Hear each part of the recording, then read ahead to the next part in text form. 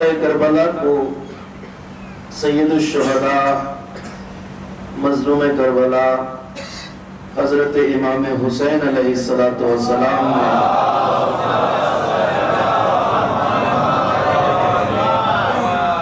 اس طرح سے ترتیب دیا ہے کہ کربلا رہتی دنیا تک کے لیے حریت، آزادی، عزت اور بلندی کردار کے لیے ایک مثال، ایک نمونہ بن جائے اور قیامت تک آنے والے انسان کربلا سے شرافت انسانی اور عظمت کردار کا درس حاصل کرتے رہیں۔ حسین ابن علی نے واقعہ کربلا کو اس بات کے لیے کوشش کی ہے، صحیح کی ہے اور کربلا کو اس طرح سے آگے بڑھایا ہے کہ کربلا نہ تو کسی سن اور کسی سال میں، کسی صدی میں محدود ہو جائے اور نہ ہی کربلا کسی سرزمین پر محدود ہو کے رہ جائے، بلکہ کربلا کو ایک ابدی اور ایک ایسی تحریک میں تبدیل کر دیا ہے کہ جو کرداروں کے بل پہ آگے بڑھنے والی ہے۔ اس لیے کہ سید الشہداء مظلوم کربلا جن کرداروں کو کربلا میں لے کے آئے وہ تاریخ انسانی کے بلند ترین کردار ہیں اور آپ نے ان کرداروں کو منتخب کیا ہے۔ سید الشہداء نے کربلا کی جنگ کو کرداروں کی جنگ بنایا ہے، لشکروں کی جنگ نہیں بنایا۔ حسین ابن علی نے کربلا کی جنگ کو لشکروں کی جنگ نہیں بنایا، فوجی ٹکراؤ نہیں بنایا، بلکہ لشکروں کے مقابلے میں کرداروں کو لا کے کھڑا کیا ہے، منتخب کردار۔ میں اس بات کی وضاحت اپنے جوانوں کے لیے ضروری سمجھتا ہوں کہ کبھی بھی یہ خیال نہ کیجئے گا، ایسا نہ سمجھیے گا کہ حسین ابن علی یزید کی فوج کی برابر کربلا میں فوج نہیں لا سکتے تھے، لشکر نہیں لا سکتے تھے۔ نہیں، تاریخ گواہ ہے اس کے اوپر، واقعات شاہد ہے اس کے اوپر کہ اگر حسین لشکر یزید کے برابر لشکر لانا چاہتے، فوج یزید کے مقابل میں برابر کی فوج کھڑی کرنا چاہتے تو تاریخ میں اس کے شواہد موجود ہیں کہ حسین کر سکتے تھے، مگر حسین نے عمدن کربلا کی جنگ کو لشکروں کی جنگ نہیں بنایا، فوجوں کی جنگ نہیں بنایا، بلکہ حسین نے فوجوں کے مقابلے میں کردار کھڑے کیے اور یہ قیامت تک آنے والی نسلوں کو پیغام دے دیا کہ جب لشکر سے لشکر ٹکراتے ہیں تو نتیجہ کچھ اور ہوتا ہے، مگر جب لشکر سے کردار ٹکراتے ہیں تو کردار کا کمال یہ ہوتا ہے کہ وہ قتل کر کے بھی جیت جاتا ہے، قتل ہو کے بھی جیت جاتا ہے۔ ایک صلوات پڑھیے بر محمد۔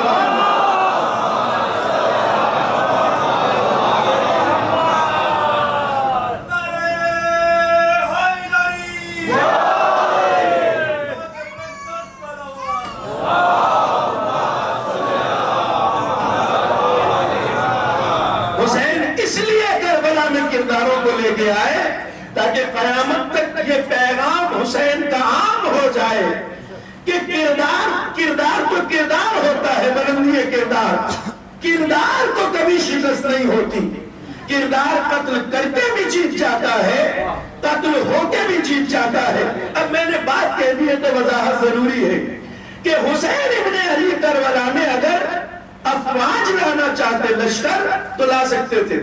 اب یہ بات پڑھی کم جاتی ہے مگر تاریخ میں درج ہے، ذکر کم ہوتا ہے کہ حسین جب مکے سے کربلا کی طرف چلے ہیں، عموماً ذرا سا ان باتوں میں غور کیا کیجئے، 28 رجب کو حسین نے نانا کا مدینہ چھوڑا، مدینہ چھوڑ کے آپ کربلا نہیں آ گئے، مدینہ چھوڑ کے آپ تشریف لائے مکہ اور 28 رجب کو نانا کا مدینہ چھوڑا، آپ مکہ پہنچے، 8 ذی الحجہ تک حسین مکے میں ہیں، یعنی تقریباً 4 مہینے کا قیام مکہ مکرمہ میں ہے حسین ابن علی کا۔ 8 ذی الحجہ کو آپ مکہ چھوڑ کے کربلا کی طرف روانہ ہوتے ہیں۔ اس 4 مہینے کے عرصے میں تمام امت اسلام کو یہ بات معلوم ہو چکی تھی کہ فرزند رسول میں دل بندے علی مرتضیٰ نے جان فاطمہ حسین نے قیام کیا ہے یزید پلید کے خلاف، اور امت یہ جان چکی تھی، اور یہ فیصلہ کرنا بھی لوگوں کے لیے آسان تھا کہ ہمیں حسین کا ساتھ دینا چاہیے، اس لیے کہ حسین کہاں اور یزید پلید کہاں، کہاں محمد مصطفیٰ کا پاکیزہ نواسا، کہاں ابو سفیان کا نجس خون، فرق معلوم تھا، کہاں علی مرتضیٰ کا لال، کہاں امیر شام کا کلا خون، کہاں ہندہ جگر خارہ کا نجس لہو، کہاں فاطمہ زہرا کا پاکیزہ لال حسین۔ تو لوگوں کے لیے آسان تھا یہ فیصلہ کرنا، اور اس فیصلے کے تحت روایتیں بتاتی ہیں کہ جب حسین مکے سے کربلا کی طرف روانہ ہوئے تو اثناء راہ میں بہت سے قبیلے، بہت سے علاقے، بہت سے شہر، بہت سی بستیوں کے لوگ حسین کا ساتھ دینے کے لیے قافلہ حسینی سے آ کے ملتے رہے، اور ذرا قابل غور ہے تاریخ کا یہ حصہ، یہ آنے والے اس خیال سے آ رہے تھے، تاریخ بتاتی ہے وہ اس خیال سے آئے تھے کہ حسین نے قیام کیا ہے یزید پلید کے خلاف، یعنی حسین یزید کو تخت حکومت و اقتدار سے ہٹا کر خود حکومت کریں گے، خود اقتدار ہاتھ میں لیں گے، تو اس سے اچھی تو کوئی بات نہیں، حسین حکومت کرے، حسین اقتدار کو اختیار کرے۔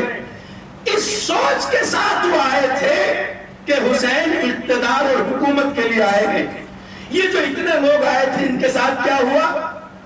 ان سب کو حسین اگر چاہتے تو ان کے اسی خیال کے ساتھ کربلا تک لا سکتے تھے، مگر اب تاریخ کا گہرائی سے مطالعہ کیجئے، حسین ابن علی نے اثناء راہ میں جگہ جگہ رک رک کر، ٹھہر ٹھہر کر ان آنے والوں کے سامنے خطبے ارشاد فرمائے، خطبے ارشاد فرمائے، اور ان خطبوں میں اس بات کی وضاحت کی، واضح لفظوں میں کہا کہ ہمارے ساتھ وہ آئے جس میں گلا کٹانے کی ہمت ہو، ہمارے ساتھ وہ آئے جس میں گھر لٹانے کی ہمت ہو، ہمارے ساتھ وہ آئے جس میں قربانیاں دینے کی ہمت ہو، اس لیے کہ ہم کربلا جا رہے ہیں۔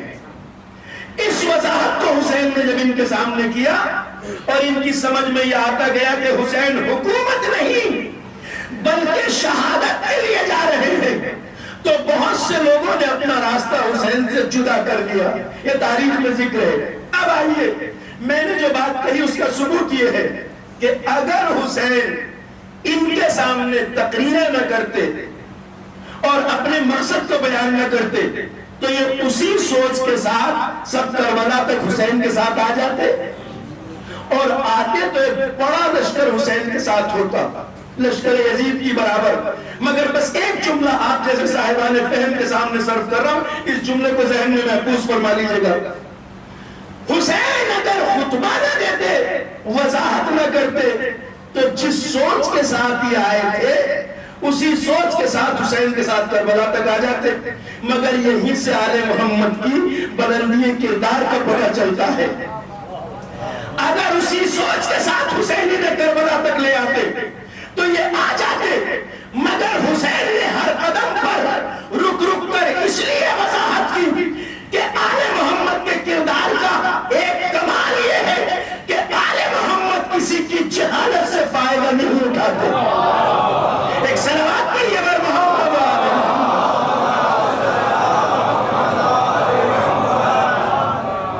آل محمد کسی کی نادانی اور جہالت سے فائدہ نہیں اٹھاتے۔ چاہتے تو حسین نہ بتاتے، یہ سب کربلا تک آ جاتے، مگر کمال کردار آل محمد کا یہ ہے کہ اہل بیت کسی کی غلط فہمی سے، کسی کی جہالت اور نادانی سے فائدہ نہیں اٹھاتے، وگرنہ نہ بتاتے۔ تو جو آئے تھے حکومت اور اقتدار کے خیال سے، انہوں نے اپنا راستہ حسین سے جدا کر لیا۔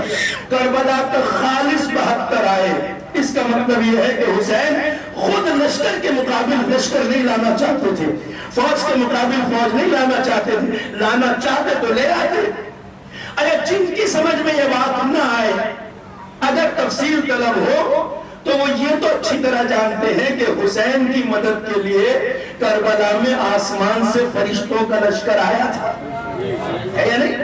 حسین کی مدد کے لیے فرشتوں کا لشکر جیسے نانا کی مدد کے لیے بدر احد میں آیا تھا، اسی طرح آسمان سے حسین کی مدد کے لیے فرشتوں کا لشکر آیا تھا۔ اگر حسین لشکر کے سامنے لشکر کھڑا کرنا چاہتے تو انسان نے صحیح معصوم فرشتوں کا لشکر روک لیتے، مگر حسین نے واپس کر دیا۔ کیوں؟ اس لیے کہ حسین کربلا کو لشکروں کی جنگ نہیں بنانا چاہتے تھے۔ اور جنہوں نے یہ سنا ہے کہ ملائکہ کا لشکر آیا تھا، انہوں نے بالیقین یہ بھی سن رکھا ہے کہ حسین کی مدد کے لیے کربلا میں جنوں کا لشکر بھی آیا تھا۔ سردار جنہ، شجاع ترین جن، حضرت جعفر جن جس کے سربراہ تھے، ایک لشکر جرار لے کر کربلا میں آئے تھے، مگر حسین نے کیا کیا؟ لشکر جن کو بھی واپس کر دیا، جعفر جن کو بھی واپس کر دیا۔ اگر حسین، میری بات ثابت ہو گئی، اگر حسین کربلا کو لشکروں کی جنگ بنانا چاہتے تو انسان نہ صحیح معصوم فرشتے نہ صحیح جنوں کا لشکر روک لیتے، مگر حسین ابن علی کربلا کو لشکروں کی جنگ نہیں بنانا چاہتے تھے، لشکر کے مقابلے میں کرداروں کی جنگ بنانا چاہتے تھے۔ اس لیے کہ حسین ابن علی قیامت تک معرکہ حق و باطل کے درمیان ایک خط فاصل کھینچ دینا چاہتے تھے اور بتا دینا چاہتے تھے کہ دیکھو، جب لشکر سے لشکر ٹکراتا ہے تو نتیجہ وہی ہوتا ہے جو دنیا کی ہر جنگ کا ہوتا ہے۔ آپ جانتے ہیں دنیا میں ہر جنگ کا فیصلہ کیسے ہوتا ہے بزرگوں اور عزیزوں؟ ہر جنگ دنیا میں جو لڑی جاتی ہے، جب بھی فوجی ٹکراؤ ہوتا ہے، یہ طے اصول ہے کہ جو لشکر قتل ہو جائے وہ ہار جاتا ہے، اور جو لشکر قتل کر دے وہ جیت جاتا ہے یا نہیں؟ یہ اصول دنیا کا۔ جس فوج کے لاشیں مقتل کی زمین پر بکھرے پڑے رہ جائیں وہ شکست خوردہ کہلاتے ہیں، اور جو قتل کر کے میدان سے خوشی کے شادیانے بجاتے ہوئے واپس جائیں وہ فتح یاب کہلاتے ہیں، ہے یا نہیں؟ مگر کربلا اس اصول سے بالاتر ہے، اس لیے کہ کربلا میں جیتے وہ جن کے لاشیں زمین پر پڑے رہ گئے، ہارے وہ جو مقتل سے زندہ واپس گئے۔ ایک صلوات پڑھیے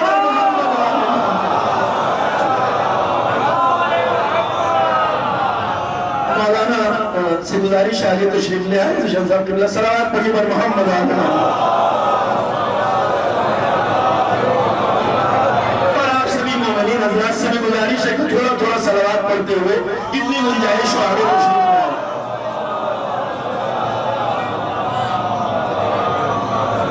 ایک اور صلوات پڑھیے بر محمد آدھنا۔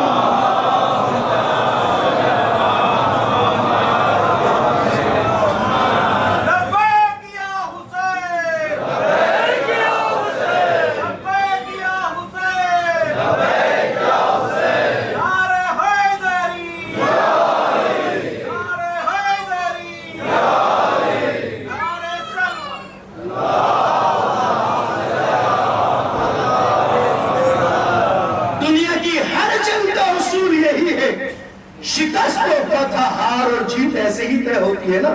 جس فوج کی لاشیں مقتل میں پڑی رہ جائے وہ ہار جاتے ہیں، شکست خوردہ کہلاتے ہیں، اور جو قتل کر کے واپس جائیں وہ فتح یاب جیتے ہوئے کہلاتے ہیں۔ مگر یہاں جیتے وہ جن کے لاشیں مقتل میں پڑے رہ گئے، ہارے وہ جو میدان سے زندہ واپس گئے۔ ہارے یا نہیں ہارے؟ آپ کو تو بلند آواز سے کہنا چاہیے ہارے، اس لیے کہ حسین کو شکست خوردہ کہنے کی ہمت تو ان میں بھی نہیں ہے جو یزید کو رضی اللہ کہنے کی نشانی کرتے ہیں۔ سلام علیہ محمد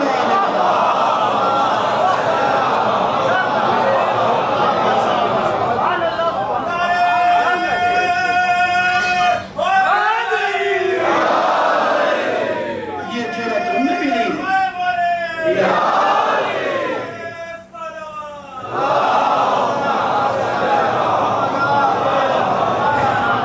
یہ جرأت ان میں بھی نہیں ہے۔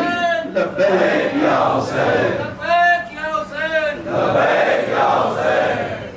اگر یہ جرأت ان میں ہوتی، اگر یہ ہمت ان میں ہوتی تو ہمارا یہ چیلنج آج بھی زمانے کے سامنے نہ گونج رہا ہوتا۔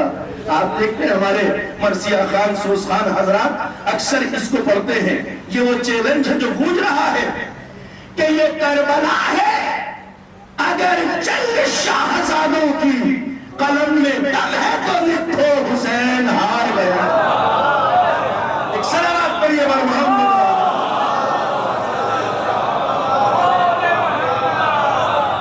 یہ حسین ابن علی سید الشہداء.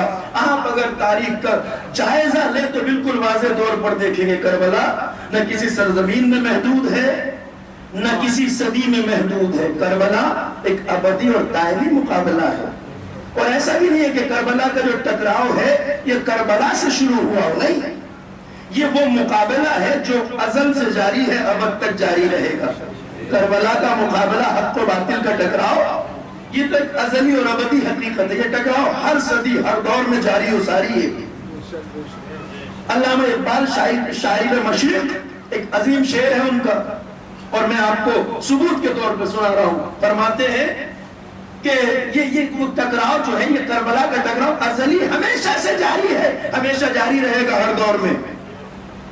فرماتے ہیں کہ ستیزہ کار رہا ہے ازل سے تا امروز، یعنی یہ ٹکراؤ جاری و ساری ہے، ازل سے آج تک جاری ہے. یہ ستیزہ کار رہا ہے ازل سے تا امروز، چراغ مصطفی سے شرار بولہبی. یہ چراغ مصطفی اور شرار بولہبی کا جو ٹکراؤ ہے یہ تو ازل سے جاری ہے اور ابد تک جاری رہے گا، یعنی ہمیشہ سے جاری ہے، ہمیشہ رہے گا. یہ مقابلہ وہی ہے. اس مقابلے کی شروعات نسل انسانی کے سامنے تب ہوتی ہے جب آدم کے پیکر خاکی میں روح پھونکی جاتی ہے اور فرشتوں کو سجدے کا حکم دیا جاتا ہے. قرآن میں پوری وضاحت کے ساتھ بیان ہے کہ سب نے سجدہ کیا الا ابلیس. آدم کے مقابلے میں کون آیا؟ ابلیس آیا. یہ ٹکراؤ یہ مقابلہ تبھی سے جاری ہے. اور جب آدم کے مقابلے میں ابلیس آیا تو اس دن اسی مقابلے کا نام آدمیت اور ابلیسیت کا مقابلہ تھا. یہی مقابلہ جو کربلا میں حسینیت اور یزیدیت کا مقابلہ ہے، اس دن اسی ٹکراؤ کا نام آدمیت اور ابلیسیت کا مقابلہ تھا. یہی مقابلہ جب نسل آدم میں آیا تو ایک طرف حابیل ہے ایک طرف قابیل ہے. اس دن اسی ٹکراؤ کا مقابلہ حابیلیت اور قابلیت کا ٹکراؤ تھا. یہی ٹکراؤ جب ابراہیم کے دور میں آیا تو ایک طرف ابراہیم ہے دوسری طرف نمرود ہے. اس دن اسی مقابلے کا نام ابراہیمیت اور نمرودیت کا ٹکراؤ تھا. یہی ٹکراؤ جب موسیٰ کے دور میں آیا تو ایک طرف موسیٰ ہے ایک طرف فرعون ہے. اس دن اسی ٹکراؤ کا نام موسویت اور فرعونیت کا ٹکراؤ تھا. یہی ٹکراؤ جب پیغمبر کے زمانے میں آیا تو اسی کا نام چراغ مصطفی اور شرار بولہبی کا مقابلہ تھا. یہی ٹکراؤ جب کربلا میں آ گیا تو اسی کا نام حسینیت اور یزیدیت کا ٹکراؤ پڑا. مگر کربلا حق و باطل کا اتنا بڑا مقابلہ ہے، اتنی بڑی جلوہ ہے کہ کربلا سے پہلے کردار آتے گئے، مقابلے کے نام بدلتے رہے، مگر اب قیامت تک کربلا کے بعد اس مقابلے کا نام یہی ہوگا. ایک طرف حسینیت ہوگی ایک طرف یزیدیت ہوگی. حسینیت زندہ باد، حسینیت زندہ باد، حسینیت زندہ باد. نعرہ حیدری، نعرہ صلاح.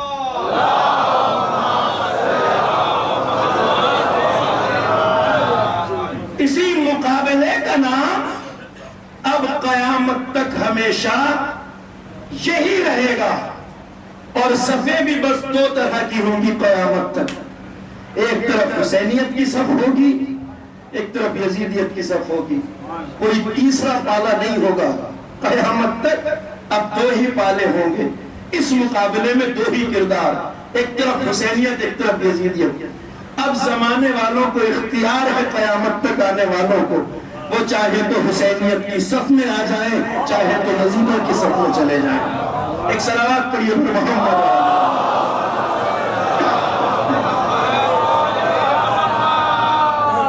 یہ وہ مقابلہ ہے جسے حسین نے ابدیت عطا کی ہے۔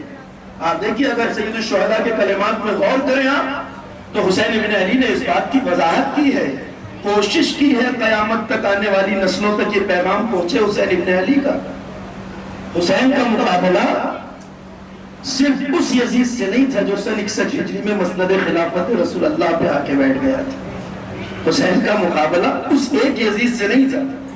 حسین نے اس میسج کو عام کیا ہے، اس پیغام کو عام کیا ہے، کیونکہ کربلا کسی صدی اور زمین پہ محدود نہیں ہے۔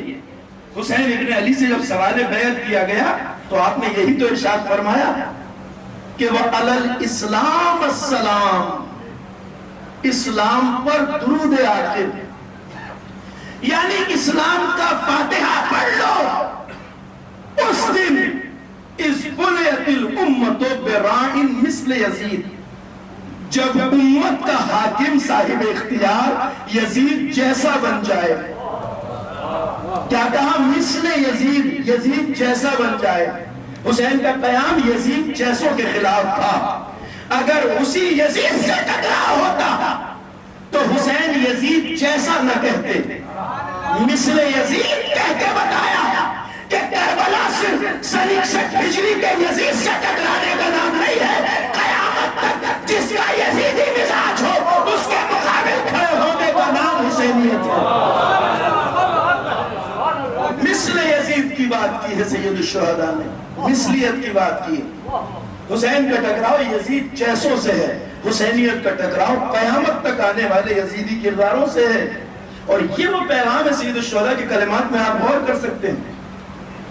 28 رجب کی رات جب حسین سے سوال بیعت کیا گیا قصر الامارہ میں، اور حسین نے ولید ابن عقبہ سے یہ کہا جو کوفے کا گورنر تھا کہ ولید اتنے بڑے فیصلے رات کے سناٹے میں نہیں ہوتے، میں فرزند فاطمہ دلبند علی مرتضیٰ میں یزید کی بیعت کروں گا یا نہیں کروں گا، کوئی چھوٹی موٹی بات تو نہیں ہے تیرے بھی خیال میں، اور اتنی بڑی باتیں رات کے اندھیروں میں طے نہیں ہوتی۔ کل دن کا اجالا ہوگا، شہر مدینہ ہوگا، مجمع عام میں ہم بتائیں گے کہ ہم یزید کی بیعت کریں گے یا نہیں کریں گے، یہ فیصلہ ہم کل سنائیں گے۔ بات اتنی معقول تھی کہ والی مدینہ ولید ابن عقبہ نے کہا آپ صحیح فرما رہے ہیں یا ابا عبداللہ، کل بتا دیجئے گا جائیے۔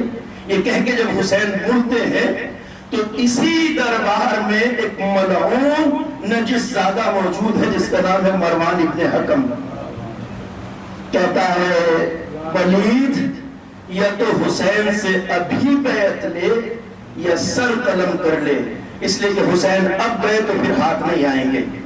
اور جیسے ہی ولید نے یہ جملے ادا کیے، ایک بار شاعر پر فاتح خیبر کے لال کو جلا لایا، پلٹ کے آنکھوں میں آنکھیں ڈال کے کہا یبن الزرقاء، اور نیلی آنکھوں والی بدکار عورت کے بیٹے، تو میرا سر قلم کرے گا یا تیرا یہ حاکم؟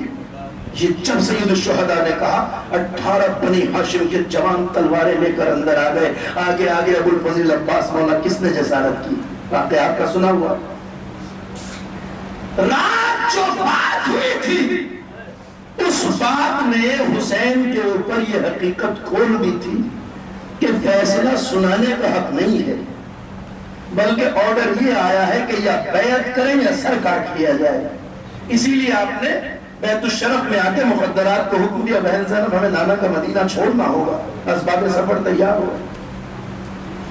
بات مثلیت کی ہے، بات کرداروں کی ہے۔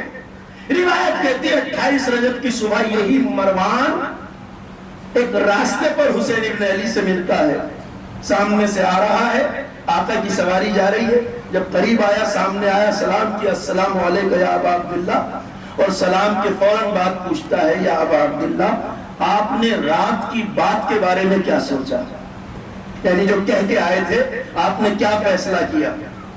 حسین نے اسی مروان ملعون کی آنکھوں میں آنکھیں ڈال کے کہا اے مروان یہ بتا تجھے ہم سے کس فیصلے کی امید ہے، تجھے ہم سے کس فیصلے کی امید ہے؟ اب وہ تاریخ ساز جملہ حسین نے کہا کہ سن مروان میں تو حسین ہوں فرزند رسول دل بند علی مرتضیٰ، میری بات تو الگ ہے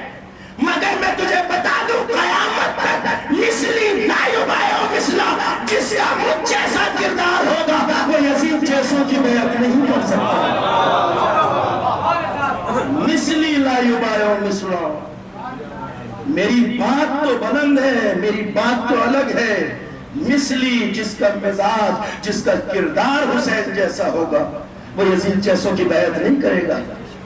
آج بھی اگر یہ قوم اپنے پورے قد و قامت کے ساتھ ظلم کے سامنے کھڑی ہے تو یہ بلندی کردار کی وجہ سے ہے، یہ عظمت کردار کی وجہ سے ہے۔ ہم اگر زندہ ہیں تو اپنی معقولیت اور اپنی عظمت کردار کی وجہ سے زندہ ہیں۔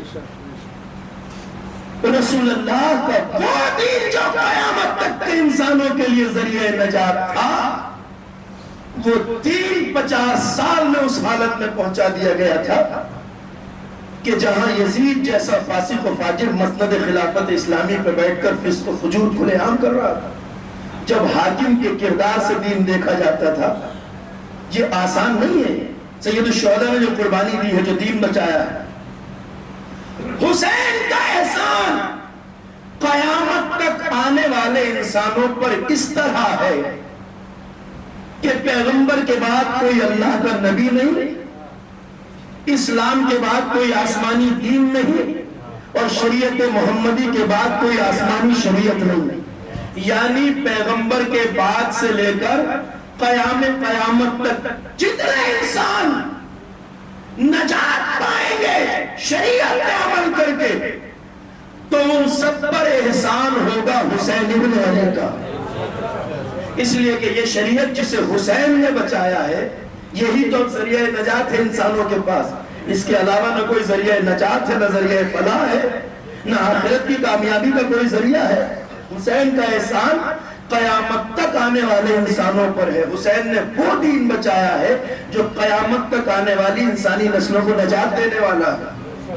لہذا کوئی بھی حسین کے احسان سے بری نہیں ہو سکتا اگر دین باقی ہے۔ ذرا سوچئے، یہ بات ذرا کہی تو جاتی ہے بڑی آسانی سے، مگر اس کو سمجھنے کے لیے تھوڑا سا غور کرنے کی ضرورت ہے۔ وہ شریعت جو قیامت تک کے انسانوں کے لیے ذریعہ نجات ہے، اس شریعت کا کیا حال بنا دیا گیا تھا پیغمبر کے بعد۔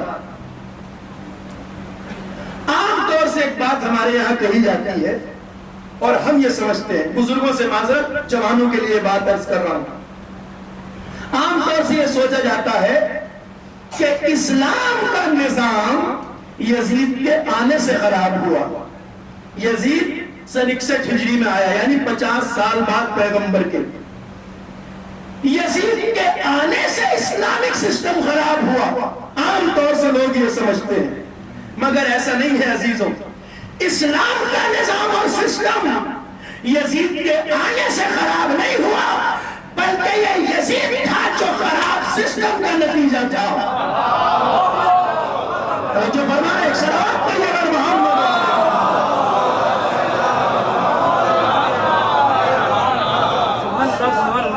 بعد پیغمبر امت کو جس راستے پہ ڈالا گیا، آل محمد کی عداوت پر جس سسٹم کا قیام کیا گیا، یزید اس خراب سسٹم کا نتیجہ تھا۔ یزید کے آنے سے سسٹم خراب نہیں ہوا، بلکہ یزید تھا جو اس خراب سسٹم کا نتیجہ تھا۔ آل محمد کی عداوت پر جن اصولوں کو نافذ کیا گیا، جس نظام حاکمیت کو غدیر کے مقابلے میں لایا گیا، اس کا نتیجہ ہے یزید۔ یزید کے بعد زمانے میں جو خرابیاں آپ کو نظر آتی ہیں، اگر تاریخ کا مطالعہ کریں آپ تو آپ دیکھیں گے جو کچھ یزید نے اعلان کیا وہ یزید سے پہلے ہو رہا تھا اسلام میں۔ تعجب کی بات یہ ہے یزید نے تو کھلا کیا ہے، وگرنہ اسلام میں ہو رہا تھا، یہ سب ہو رہا تھا۔ شراب خوری عام تھی درباروں میں، فسق و فجور عام تھا، آپ تاریخ اٹھا کے دیکھ لیجئے۔ یزید آیا ہے پیغمبر کے 50 سال بعد، وفات پیغمبر 11 ہجری میں، یزید 60 ہجری میں مسند حکومت پر بیٹھا، 50 سال پیغمبر کی وفات کو بیت چکے تھے۔ مگر ذرا اگر غور کریں تو 50 سال بعد یزید آیا ہے، اس سے پہلے اسلام میں کی خطبہ دینا شروع کیا سید سجاد نے۔ انا ابن مکہ والمنا، میں مکہ اور منا کا بیٹا ہوں۔ انا ابن زمزم والصفا، میں زمزم و صفا کا بیٹا ہوں۔ ہم ہیں جن کے وجود سے کعبہ باقی ہے، ہم ہیں جن کے وجود سے زمزم و صفا باقی ہے، ہم ہیں جن کے وجود سے ہل و حرم کا وجود باقی ہے۔ ایسا فصیح و بلیغ خطبہ جو حقائق سمیٹے ہوئے تھا، مجمع حیرت سے سن رہا تھا، سب ٹکٹکی لگائے سن رہے تھے۔ 40 سال بنی امیہ نے شام والوں کو یہ بتایا تھا کہ محمد کے اصلی رشتہ دار ہم ہیں، ہم قریش سے ہیں۔ ان شام والوں کو یہ نہیں پتا تھا کہ یہ بنی ہاشم کا کیا تعلق ہے محمد رسول اللہ سے۔ انہوں نے بتایا تھا کہ ہم محمد کے خاندان والے ہیں۔ اور اب مجمع حیرت سے دیکھ رہا ہے، بنی ہاشم کا پہلا فرد ہے جو آج شام والوں سے خطاب کر رہا ہے۔ امام نے فرمایا انا ابن محمد المصطفیٰ، میں محمد مصطفیٰ کا بیٹا ہوں۔ جیسے ہی امام کی زبان سے یہ جملے نکلے، سارا مجمع حیرت سے امام کو دیکھ رہا ہے۔ یہ جوان جو ویڈیو میں بندھا ہے کیا کہہ رہا ہے؟ محمد مصطفیٰ کا بیٹا ہے، ہمیں تو نہیں بتایا گیا۔ سب حیرت سے سن رہے ہیں خطبے کو۔ کہا انا ابن علی المرتضیٰ، میں علی مرتضیٰ کا بیٹا ہوں۔ انا ابن فاطمہ الزہرا، میں فاطمہ زہرا کا بیٹا ہوں۔ شام کا مجمع ایک دوسرے کی طرف حیرت سے دیکھ کے پوچھ رہا تھا، یہ اسی فاطمہ کی بات کر رہا ہے جو محمد مصطفیٰ کی بیٹی ہے؟ یہ فاطمہ زہرا کا بیٹا ہے؟ مجمع حیران۔ ہمیشہ بنی امیہ نے خود کو محمد مصطفیٰ کا رشتہ دار بتایا تھا، خاندانی بتایا تھا۔ آج محمد مصطفیٰ کا لال بیٹھا ہے منبر پر، انا ابن محمد المصطفیٰ، انا ابن علی المرتضیٰ، انا ابن فاطمہ الزہرا، انا ابن الحسین الشہید بکربلا، میں اس حسین کا بیٹا ہوں جسے کربلا میں پیاسا ذبح کیا گیا۔ روایت کہتی ہے جب امام نے یہ فکر ارشاد فرمائے، اس خطبے کو سن کر شام کی مسجد کا نظارہ بدل گیا۔ لوگ چیخیں مار مار کے رو رہے تھے، سر کو دیواروں سے ٹکرا رہے تھے۔ یزید نے بدلتا ہوا ماحول دیکھا، اس خطبے کو روکنے کے لیے اس نے مؤذن کو اشارہ کیا اذان دینے کے لیے۔ مؤذن نے اذان شروع کی۔ جنہیں خارجی بتایا تھا، جنہیں دین سے خارج بتایا تھا، جیسے ہی مؤذن نے کہا اللہ اکبر، امام نے منبر سے بیٹھے بیٹھے کہا میرا گوشت، میری پاس، میرا خون، میرا لہو سب گواہی دیتے ہیں کہ اللہ ایک ہے۔ اشہد ان محمد، اشہد ان لا الہ الا اللہ۔ امام نے فکر دہرائے اور اب روایت کہتی ہے کہ جیسے ہی مؤذن نے کہا اشہد ان محمد رسول اللہ، امام نے اس مؤذن سے کہا مؤذن جس محمد کی رسالت کی گواہی دے رہے ہو اسی محمد کے حق کا واسطہ اب ذرا ٹھہر جاؤ۔ مؤذن خاموش ہوا اور امام نے منبر سے بیٹھے بیٹھے یزید کی طرف دیکھا جو قریب بیٹھا تھا۔ شجاعت اسے کہتے ہیں، مردانگی اسے کہتے ہیں، حق بیانی اسے کہتے ہیں۔ یہ مملکت بھی یزید کی ہے، علاقہ بھی یزید کا، حکومت بھی یزید کی، افواج بھی یزید کی، لشکر بھی یزید کا، اور اکیلا علی کا لال منبر سے پوچھ رہا ہے اے یزید مجھے اتنا بتا کہ اذان میں جس محمد کی رسالت کی گواہی دی جا رہی ہے یہ تیرے نانا ہے یا ہمارے نانا ہے؟ اللہ اکبر۔ جنہوں نے آج تک اپنا محمد کا رشتہ دار بتایا تھا کہ آج خطا یزید یہ تیرے جد ہیں یا میرے جد ہیں؟ اللہ اکبر۔ بعض باتوں کو خاموشی کے ذریعے ڈالا جاتا ہے اور یزید نے بھی یہی کیا، جواب نہیں دیا، خاموش بیٹھا رہا، مگر امام نے خاموش رہنے نہیں دیا، اس لیے کہ حسینیت جب یزیدیت کا گریبان پکڑ لیتی ہے تو آسانی سے نہیں چھوڑتی۔ امام نے کیا کہا؟ یزید تو خاموش بیٹھا ہے، ہاں تو کہے گا بھی تو کیا کہے گا، اگر تو بولے بھی تو کیا کہے گا؟ سن، اگر تو کہے کہ یہ تیرے نانا ہے تو زمانہ گواہ ہے کہ تو جھوٹا ہے، اور یزید اگر تو یہ کہے کہ یہ ہمارے جد ہے، ہمارے نانا ہے، کہ ہمارے نانا ہے، تو پھر یزید یہ بتا تو نے ہمارے گھرانے کو کربلا میں ذبح کیوں کیا؟ تو نے میرے بابا کو اس بے دردی سے کربلا میں پیاسا ذبح کیوں کیا؟ یزید تو نے نبی زادیوں کو ننگے سر بازاروں میں کیوں بلایا؟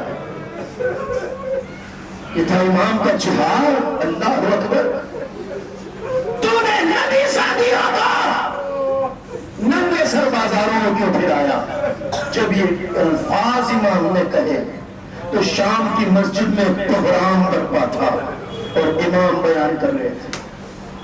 عزاداروں آپ جانتے ہیں کہ جس امام کو رونے آئے ہیں وہ امام 40 سال رویا ہے کربلا کو یاد کر کے. جب سامنے پانی آتا تھا تو کربلا والوں کی پیاس یاد کر کے روتے تھے. جب کھانا سامنے آتا تھا تو کربلا والوں کی بھوک اور پیاس کو یاد کر کے روتے تھے. 40 سال میرا امام رویا. سید سجاد 40 سال روئے کربلا کو یاد کر کے, تشنگی اور پیاس کو یاد کر کے.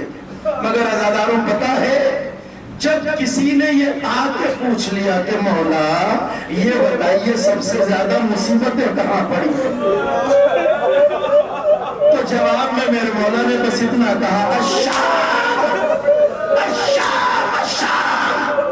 جو شام میں گزری تھی اسے سید سجاد کبھی نہیں بنا سکتا. شام و کوفہ کے بازاروں میں امام نے کیا دیکھا؟ وہ اتنا گہرا زخم تھا سید سجاد کے دل پر کہ ہمیشہ طرف کے کہتے تھے الشام. میر انیس نے یہی تو فرمایا ہے آپ اس سے جب وطن میں کسی نے کیا کلام گزرے قدر زیادہ کہاں تم پہ آئے امام. فرمایا رو کے آپ نے الشام. شام شام کیوں؟ سر ننگے میرا کنبہ تھا اور گرد خاصوں اجرکم اللہ اجرکم اللہ. سر ننگے میرا کنبہ تھا اور گرد خاصوں عام. درد کیا تھا امام کا؟ فرماتے ہیں دیووں کو دیکھ دے اردو شاد ہوتے تھے. ارے بابا کا سر بھی روتا تھا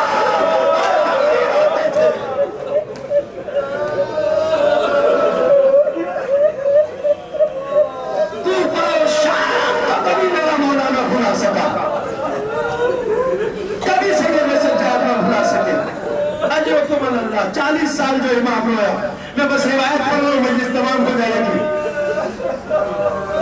جب امام کے سامنے پانی لا کے رکھا جاتا تھا تو روایت ہے کہ اتنا روتے تھے پانی کو دیکھ کر, اتنے آنسو پانی میں گرتے تھے کہ پانی مذاق ہو جاتا تھا. امام نہیں بھولے. ایک شعر میں امام فرماتے ہیں, میں صرف مفہوم بتا سکتا ہوں ترجمہ نہیں. امام نے کہا وقاد ذلیلا فی دمشق جہنم. ہمیں شام کے بازار میں رسیوں میں باندھ کر اس ذلت کے ساتھ گھسیٹا جا رہا تھا جیسے ہم ترک و دیوبند کے کوئی غلام ہو جن کا کوئی مددگار نہ ہو. نبی زادیوں کی یہ حالت کے لوگ چھتوں سے پتھر مار رہے تھے, دیکھ رہے تھے, آپ کے شعلے پھینک رہے تھے. ان مناظر کو سید سجاد نہیں بھول سکے. روایت ہے ایک امام کا چاہنے والا امام کے بیت الشرف کے قریب سے گزر رہا تھا.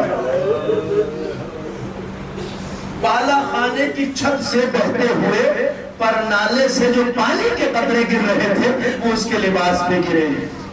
منظر کو سمجھ لیجیے ہونے کے لیے کافی ہے.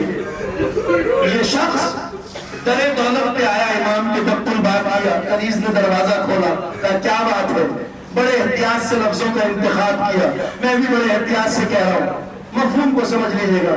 کہا کنیز خدا یہ میرا لباس نماز کا ہے, بس اتنا پوچھنا ہے کہ جو پانی اوپر سے گر رہا ہے یہ پاک ہے نا. جیسے ہی کنیز نے مفہوم کو سمجھا طرف گئی, کہا منال کیا سوچ رہے ہو؟ یہ پانی بس پانی نہیں ہے, یہ وہ پانی ہے جس میں تیرے ایمان کے آنسو ملے ہیں. وضو کے لیے جب سے میں نے پانی لے جا کے دیا ہے, امام پانی کو دیکھتے جاتے ہیں, روتے جاتے ہیں, اتنا روئے ہیں کہ پانی مذاق ہو گیا ہے. یہ وہ پانی ہے جس میں تیرے امام کے آنسو ملے. چاہنے والا تھا, تڑپ تھا, ہاتھوں کو جوڑ کے کہا ذرا امام سے اجازت دو میں آقا کی خدمت میں جانا چاہتا آیا بالا خانے کی چھت پہ وہاں جہاں میرے امام پانی کو دیکھتے جاتے تھے روتے جاتے تھے چاہنے والا آ کے قریب بیٹھ گیا خود بھی رونے لگا پھر خاموش ہو کے آپ کا بھی دل چاہتا ہے نا اپنے آقا کو تسلی دینے کا اس چاہنے والے نے بھی مولا کو تسلی دینے کے لیے عرض کی آدم کے ساتھ مولا سال ہاں سال بیت گئے آقا اتنا زمانہ بیت گیا مولا بس اب صبر کیجئے آقا کب تک روئیے گا کتنا روئیے گا مولا جیسے ہی اتنا کہا روایت کہتی ہے میرے امام نے سر اٹھایا اور کہا منہار منہار تم نے انصاف نہیں کیا منہار یعقوب کا ایک یوسف بس نظروں سے دور ہوا تھا قرآن کہتا ہے اتنا روئے کہ آنکھیں سفید ہو گئی منہار اسے کتنا رونا چاہیے جس کے 18 یوسف ایک دو بہر میں کربلا میں قتل کر دیے گئے ہیں اجرکم اللہ 18 یوسف جس کے ایک دو بہر میں ذبح کر دیے گئے اسے کتنا رونا چاہیے امام بھی رونے لگے منہال بھی رونے لگا ازاداروں چاہنے والا تھا اپنے مولا کو تسلی دینا چاہتا تھا ایک بڑی اچھی بات کہی منہال نے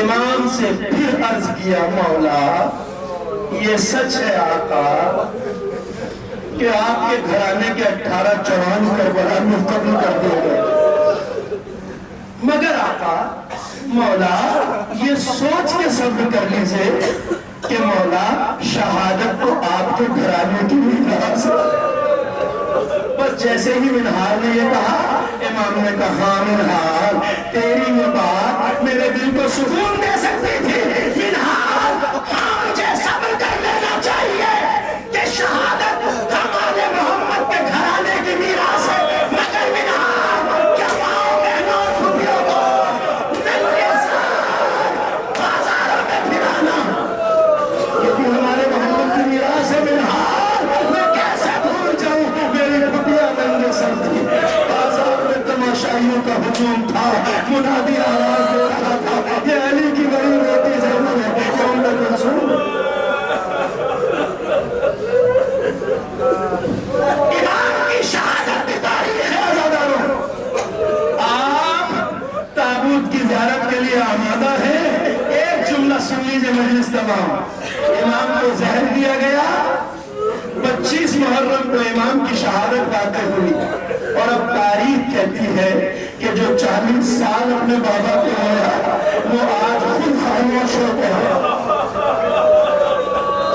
بس حد تک وہ سادہ ہو جائے میں اس لیے جملہ آتا ہوں تاریخ یہ کہتی ہے خاندان رسالت کا مدینے میں یہ پہلا جنازہ تھا کہ جس میں سارا مدینہ سمٹ کے آ گیا پہلا تابوت تھا خاندان رسالت کا جس میں ہزاروں لوگ جمع تھے شان و شوکت سے جنازہ اٹھا اس لیے کہ آپ جانتے ہیں علی کا جنازہ تاریخی شب میں اٹھا فاطمہ کا جنازہ تاریخی شب میں اٹھا حسن کے جنازے پہ 3 برسائے گئے حسین کا جنازہ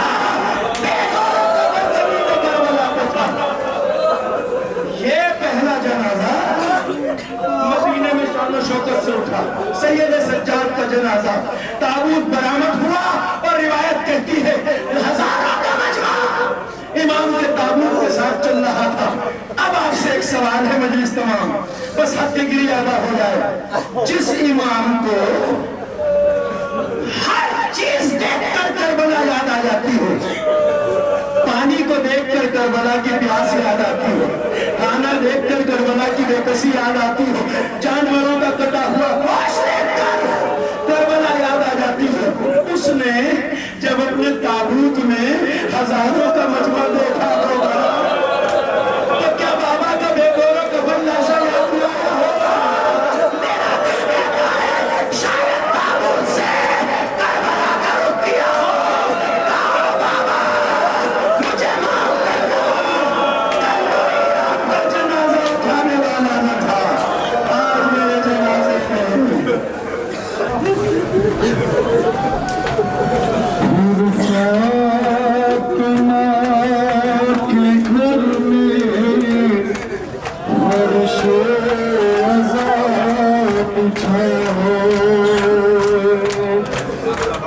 بیمار کربلا کا تابوت اٹھ رہا ہے پھر فاطمہ کے گھر میں فرش عزا بچھا ہے بیمار کربلا کا تابوت اٹھ رہا ہے کربلا کا زخمی یثرب میں چل بسا ہے بیمار کربلا کا تابوت اٹھ رہا ہے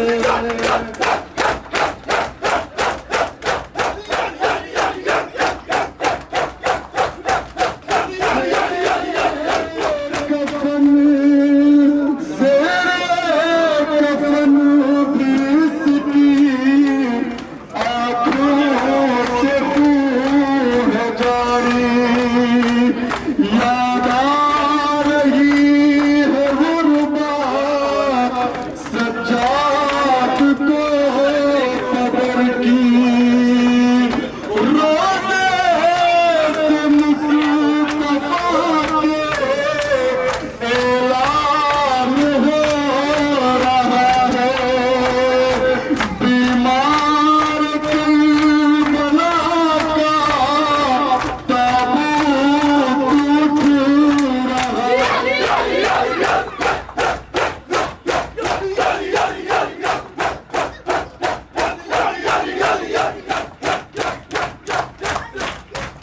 بیمار کربلا کا تابوت اٹھ رہا ہے اب